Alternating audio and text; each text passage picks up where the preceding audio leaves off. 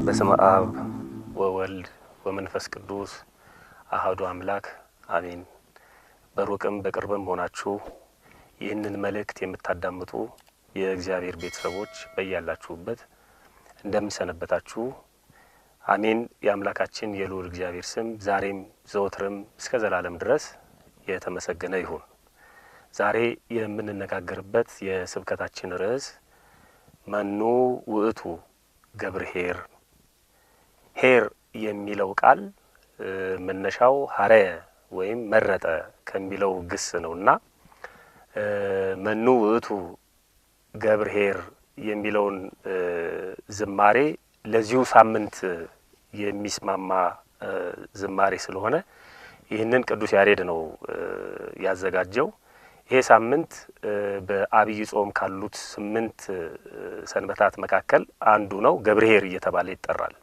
ለዚህም ነው በዚህ ርዕስ የምንነጋገረው። እንግዲህ ቸር፣ ታማኝ፣ ደግ፣ ምርጥ አገልጋይ ማን ነው በሚል ርዕስ ነው የምንነጋገረው ማለት ነው። ፈጣሪያችን በቸርነቱ ለሁላችንም ጥበቡን ምስጢሩን እንዲገልጥልን በድጋሚ መልካም ፈቃዱ ይሆንልን። ከላይ እንዳስቀመጥኩት ቅዱስ ያሬድ ለዚህ ሳምንት ያዘጋጀው የመዝሙር ርዕስ ነው። አብይ ጾም ሁላችንም እንደምናውቀው ትንሣኤንና ዳግም ትንሣኤን ሳይጨምር 8 ሳምንታትን ወይም ሰንበታትን ይዟል በውስጡ። ለነዚህ ሰንበታት የሚስማሙ መዝሙራትን በየርዕሳቸው ያስቀመጠው ቅዱስ ያሬድ ነው። ኄር ወይም ገብርኄር የሚለውን ቃል ርዕስ በማድረግ ዝማሬውን ያዘጋጀው ቅዱስ ያሬድ ለስድስተኛው ሳምንት ነው ማለት ነው። ይሄ ገብርኄር 6ኛው ሳምንት ነው። በዚህ ሳምንት የሚቀደሰው ቅዳሴ ባስልዮስ ሲሆን የሚነበበው ወንጌል ደግሞ የማቴዎስ ወንጌል ምዕራፍ 25 ከቁጥር 14 ጀምሮ እስከ ቁጥር 31 ያለው ነው። ስለዚህ ለትምህርታችን መግቢያ እንዲሆነን ምንባቡን ሙሉውን አነባለሁ። የማቴዎስ ወንጌል ምዕራፍ 25 ከቁጥር 14 እስከ 31 እንዲህ ይላል። ወደ ሌላ ሀገር የሚሄድ ሰው ባሮቹን ጠርቶ ያለውን ገንዘብ እንደሰጣቸው እንዲሁ ይሆናልና ለእያንዳንዱ እንደ አቅሙ ለአንዱ 5 መክሊት፣ ለአንዱ 2፣ ለአንዱም 1 ሰጠና ወደ ሌላ ሀገር ሄደ። 5 መክሊት የተቀበለው ሄዶ ነገደበት፣ ሌላውም 5 አተረፈ። እንዲሁም 2 የተቀበለው ሌላ 2 አተረፈ። 1 የተቀበለው ግን ሄዶ ምድርን ቆፈረና የጌታውን ገንዘብ ቀበረ። ከብዙ ዘመንም በኋላ የእነዚያ ባሮች ጌታ መጣና ተቆጣጠራቸው። 5ቱን መክሊት የተቀበለውም ቀረበና ሌላ 5 መክሊት አስረክቦ ጌታ ሆይ 5 መክሊት ሰጥተኝ ነበር፣ እነሆ ሌላ 5 መክሊት አተረፍኩበት አለ።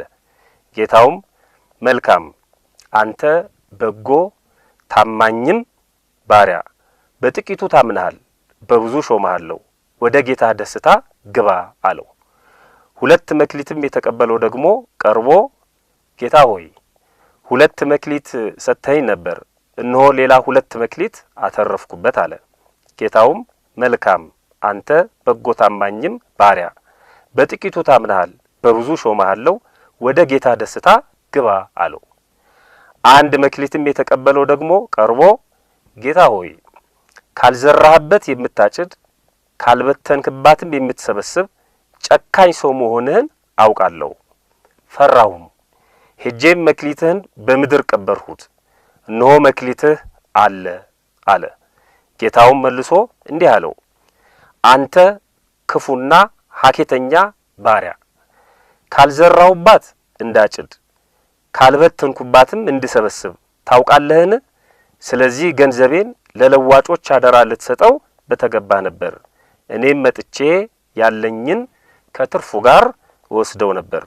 ስለዚህ መክሊቱን ውሰዱበት፣ 10 መክሊት ላለው ስጡት፣ ላለው ሁሉ ይሰጠዋል ይበዛለትማል፣ ከሌለው ግን ያው ያለው ይወሰድበታል። የማይጠቅመውንም ባሪያ በውጭ ወዳለው ጨለማ አወጡት፣ በዚያ ልቅሶና ጥርስ ማፋጨት ይሆናል ይላል። እግዚአብሔር ከዚህ ይሰውረን። ምንባቡ አሁን የተመለከተነው ነው። ከዚህ ምንባብ የምናወጣቸውና የምንነጋገርባቸው ሶስት ዋና ዋና ነገሮች አሉ።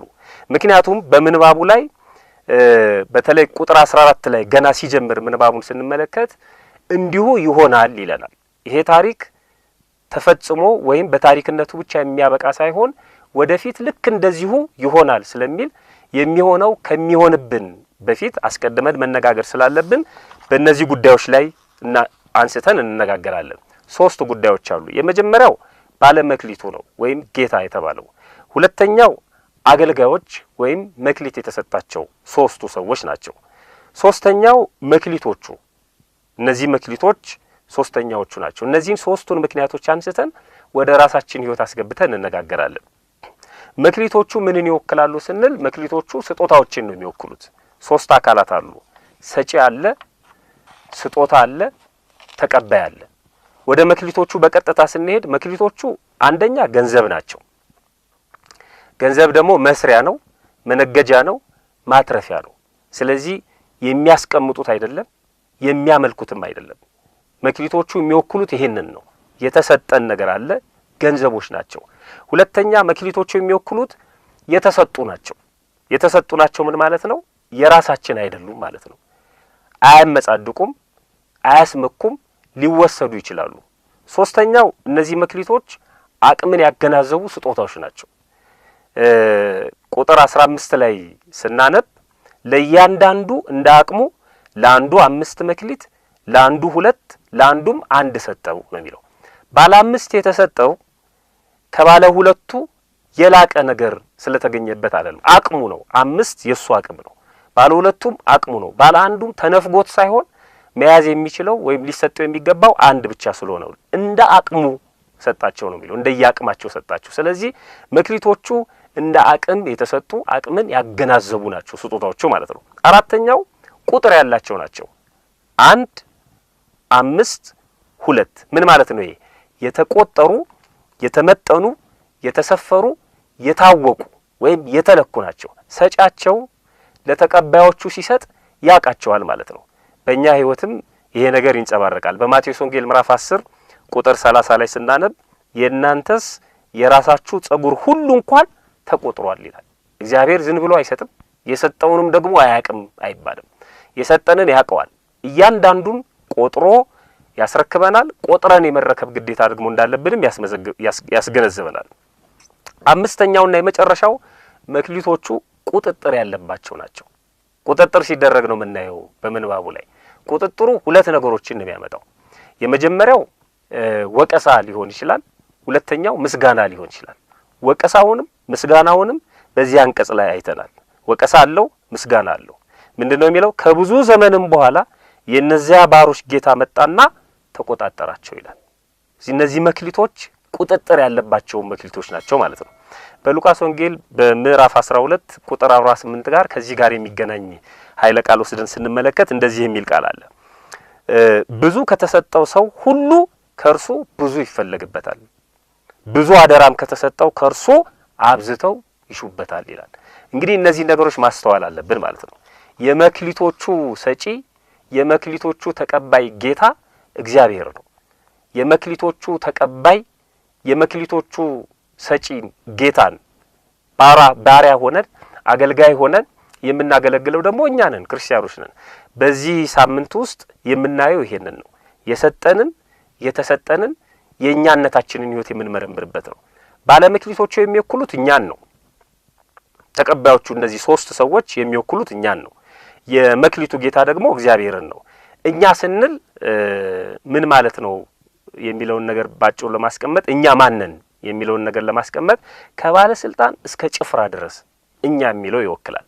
ከመሪ እስከ ተመሪ ድረስ ወይም ከካህናት እስከ ምእመናን ድረስ፣ ከምሁር ወይም ከሊቃውንቱ እስከ ጨዋው ድረስ ከጥግ እስከ ጥግ ነው። አጠቃላይ የሰው ልጆችን በሙሉ የሚወክል ነው። በተለይም በክርስትና ህይወት ውስጥ ያለን ማለት ነው። ብዙ ትርጓሜ አለው። በነገራችን ላይ የማቴዎስ ወንጌል ምዕራፍ 25 ሰፊ ነው ትርጓሜው። ግን እኔ የምመርጠው ሁለቱን ብቻ ነው የኛን ህይወት ከማየት አንጻር ማለት ነው። ከላይ ስጀምር የመጀመሪያው ባለ 5 የተባሉት ሊቃነ ጳጳሳት ናቸው።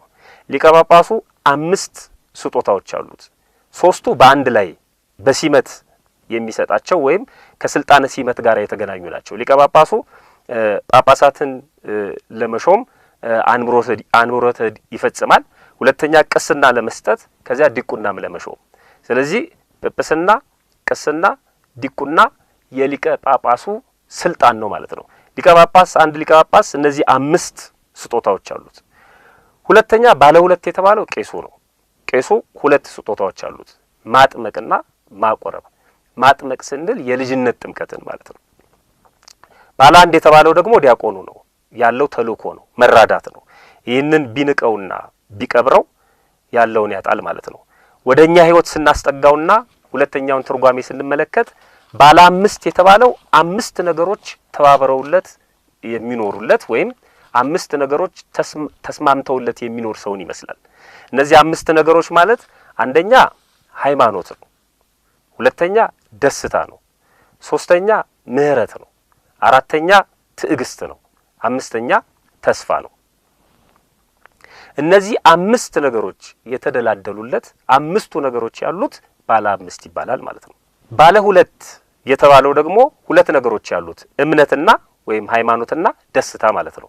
እነዚህን 2ቱን ነገሮች የያዘ 2ቱን አስማምቶ የሚኖር ማለት ነው። ሌላው ባለ 1 የተባለው ሃይማኖት እምነት ያለው በዚህ ማደግ ሲገባው በሃይማኖቱ ማለት ነው። ከቀበረው ያው ያለውን ያጣል ማለት በሃይማኖቱ አይጠቀምም ማለት ነው። ካስፈረደችበት ሃይማኖቱ አትጠቅመውም ወይም ሃይማኖቱን ተነጥቋል ማለት እሱ ነው። እንግዲህ 3ቱም ላይ ስንመለከት ሃይማኖት አለ። ባለ 5ቱም ላይ ሃይማኖት አለ፣ ባለ 1ዱም ላይ ሃይማኖት አለ፣ ባለ 2ቱም ላይ ሃይማኖት አለ። ወደ 5 የምታደርሰን ሃይማኖት ነች። ከ1 ወደ 2 የምታደርሰንም ሃይማኖታችን ናት። በዚህ መመዘኛ ሲታይ ነው 2 ነገሮች ነጥረው የሚወጡት። 2ቱ ነገሮች ምንድናቸው? ገብር ኄር ወይም ቸር ታማኝ አገልጋይና ገብር ሀካይ ወይም ክፉ እኩይ ወሀካይ ነው የሚለው። ሰነፍ ታካች ደካማ ማለት ነው ሀካይ ማለት። ይሄ ደግሞ ሰነፍ ከሆነ ታካች ከሆነ ደካማ ከሆነ ወደ ክፉ ወደ መጥፎ ወደ ጨካኝነት ይመራዋል ማለት ነው። እነዚህ 2 ሰዎች ናቸው ነጥረው የሚወጡት፣ ገብር ኄር እና ገብር ሀካይ። ክፉ ደግ መልካም የሚለው እንግዲህ በጎ አገልጋይ ማን ነው፣ የዛ ተቃራኒ ደግሞ ክፉ አገልጋይ ማን ነው የሚለውን ነው የምንመለከተው ማለት ነው።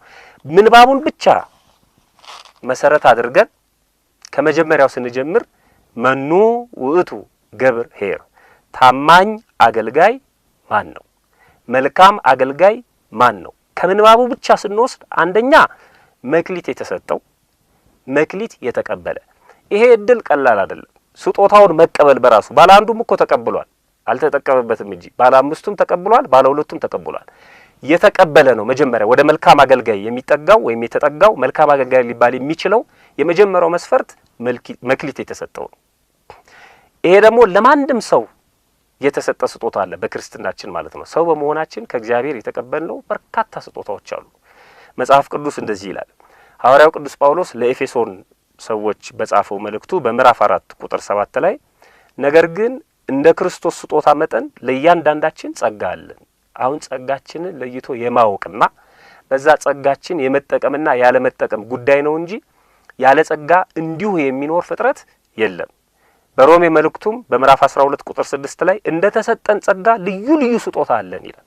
አሁን በምድር ላይ ስንመለከት እንኳን ስጋዊ የሆኑትን ስንመለከት ሀብት ስጦታ ነው፣ ዕውቀት ስጦታ ነው።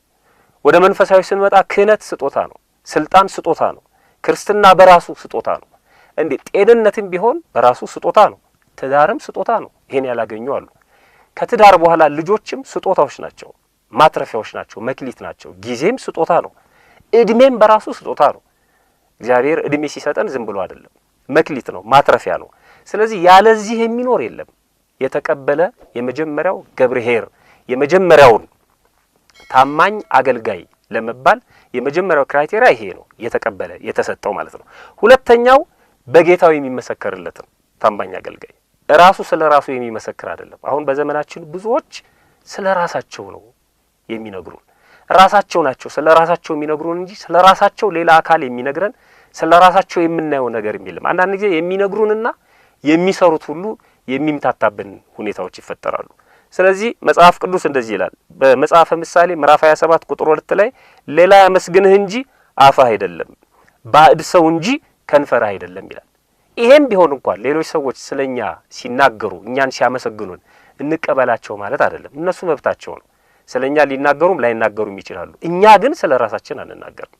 የማኅበረ ቅዱሳን ጠባይም አንዱ ይሄ ነው። ስራው ነው የሚገልጸው ማኅበረ ቅዱሳንን እንጂ ማኅበረ ቅዱሳን እንዲህ ነው እየተባለ ማስታወቂያ አይሰራም። አባላቱ በሙሉ በዚህ መልኩ ነው እስከዛሬ ድረስ ሲጓዙ የነበሩት። ብዙ ሰውም እየመጣ ሲጠይቅ ነው የሚረዳው፣ ስራዎቹን ተመልክቶ ነው የሚረዳው እንጂ ስለ ማኅበረ ቅዱሳን ብዙ የማይነገርበት ምክንያት ይሄ ነው። ለዚህ ነው አንተ በጎ ታማኝ ባሪያ ያለው። ባለቤቱ ነው የመሰከረለት። አንተ አለውና በጎ ታማኝም ባሪያ። ስለዚህ ገብርኄር ሁለተኛው መስፈርት እሱ ስለራሱ የማይናገር ባለቤቱ ወይም ጌታው ፈጣሪው እግዚአብሔር ስለሱ የሚመሰክርለት ማለት ነው። ለባለ አምስቱም ለባለ ሁለቱም የመሰከረላቸው እሱ ነው። ለምን? ባለ አምስቱ 10 ስላደረገ፣ ባለ ሁለቱ ደግሞ 4 ስላደረገ ለባለ አንዱ አልተናገረም። ሶስተኛው ገብርኄር ማለት መልካም አገልጋይ ማን ነው ስንል ሶስተኛው በጎነት ያለው በእውነት ቅን የሆነ ምንም ባይሰራ አቅምም ባይኖረው በውስጡ ግን ቅንነትን ይዞ የተገኘ ማለት ነው። የቀድሞዎቹ ኢትዮጵያውያን አቅም ስላላቸው አይደለም፣ ቅኖች ስለሆኑ ነበር እግዚአብሔር የሚረዳቸው። በቅርቡ ያከበርነውን የአድዋን በዓል ብንመለከት በቅንነታቸው ነው እንጂ በጥበባቸው አይደለም፣ በችሎታቸው አይደለም፣ በመሳሪያ ወይም በአቅም ብዛት አይደለም የጣሊያንን ጦር ድል ያደረጉትና ለአፍሪካ አብነት የሆኑት በቅንነታቸው ነው። በቅንነታቸው እግዚአብሔር አብሯቸው ስለነበረ ነው። ቅን ስለሆኑ ነው አንድ የሆኑት። ቅን ስለሆኑ ነው የድል ባለቤት የሆኑት።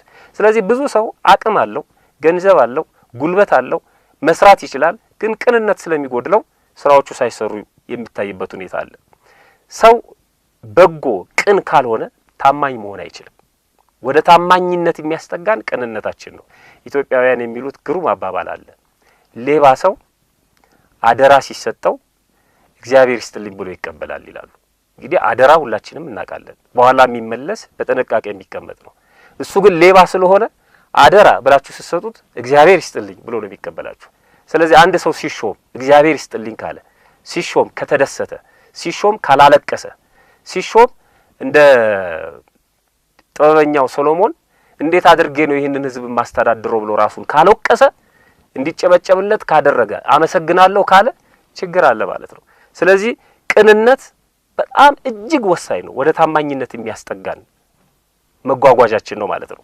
ቅዱስ ጳውሎስ ለጢሞቴዎስ ሲነግረው እንደዚህ ነው ያለው፣ የእውነትን ቃል በቅንነት የሚናገር የማያሳፍር ሰራተኛ ሆነ የተፈተነውን ራስህን ለእግዚአብሔር ልታቀርብ ትጋ ይለዋል። ሁለተኛ ጢሞቴዎስ ምዕራፍ 2 ቁጥር 15 የእውነትን ቃል በቅንነት ተናገር ነው የሚለው። በሌላ ቦታም እምነትና በጎ ሕሊና ይኑርህ ነው የሚለው። እምነት ብቻውን ዋጋ የለውም። መልካም ስራ ብንሰራም ዋጋ የለውም። በጎ ሕሊና ሊኖረን ይገባል። አንደኛ ጢሞቴዎስ ምዕራፍ 1 ቁጥር 19። በነገራችን ላይ በጎ ሕሊና መሳሪያ ናት። መጽሐፍ ቅዱስ ክፉዎችን ሰዎች ለመበተን፣ አድመኞችን ድል ለመንሳት፣ ስራዎችን ለማሳለጥ እንዴት እንደሚጠቅም ይነግረናል። ሐዋርያው ቅዱስ ጴጥሮስ በአንደኛ ጴጥሮስ መልእክቱ ምዕራፍ 3 ቁጥር 16 ላይ በክርስቶስ ያለውን መልካሙን ኑሯቸውን የሚሳደቡ ሰዎች ይላል። አሁን እኛ ስለ ጾምን ወደ ቤተ ክርስቲያን ስለመጣን ተሰብስበን እግዚአብሔርን ስለምናገለግል ብዙ ሺህ መከራ እንቀበላለን። በመዘመራችን፣ በመስበካችን፣ በማገልገላችን፣ ቤተ ክርስቲያንን ጥግ በማድረጋችን በተለይ በዚህ ዘመን በርካታ ፈተናዎችን ልንቀበል እንችላለን። እነዚህ ፈተናዎች ቢገጥሙን እንኳን ነው የሚለው ቅዱስ ጴጥሮስ በክርስቶስ ያለውን መልካሙን ኑሯችሁን የሚሳደቡ ሰዎች ክፉውን እንድታደርጉ በሚያሙበት ነገር እንዲያፍሩ ከፈለጋችሁ አለ። ክፉን እንደምታደርጉ በሚያሙበት፣ እናንተ መልካም ስትሰሩ ግን የምታደርጉት ክፉ ነው ብለው የሚያሙበትን ሐሜት ወይም የሚሰሩትን መጥፎ ስራ ወይም መጥፎ ሐሳብ ማፍረስ ከፈለጋችሁ ወይም እነሱ እንዲያፍሩ በጎ ሕሊና ይኖራችሁ ይላል። በቃ አለቀ። ምን ሰራውን ስራ ሁሉ በበጎ ሕሊና የምንሰራው ከሆነ ያ በጎ ሕሊናችን ቅንነታችን ከፊታችን የተጋረጠውን ፈተና እንዳልነበረ ሊያደርገው ይችላል ማለት ነው። ስለዚህ ታማኝ አገልጋይ ለመሆን ቅንነት ያስፈልጋል። አራተኛው በጥቂቱ የሚታመን ነው። ታማኝ አገልጋይ በጥቂቱ የሚታመን ማለት ምን ማለት ነው? የማያማርር ያለኝ ይበቃኛል የሚል የሚያመሰግን። አሁን ያለውን ይዞ የማይሰራ አይደለም። ያለውን ይዞ ለማደግ የማይሞክር አይደለም። አንዳንዶች ቤተክርስቲያን ይተቿታል። ጥሬ በልቶ ሽምብራ በልቶ ተመስገን ይላል። ሌሎቹ ደግሞ በጣም ሰልጥነው ተመስገን አይሉም። እንዴ ተመስገን ማለት እኮ አትስጠኝ ማለት አይደለም። ስለሰጠኸኝ አመሰግናለሁ። ከዛ ቀጥሎ መለመን ይቻላል። ማመስገን ማለት ያለንበት እድገት በቂ ነው ማለት አይደለም።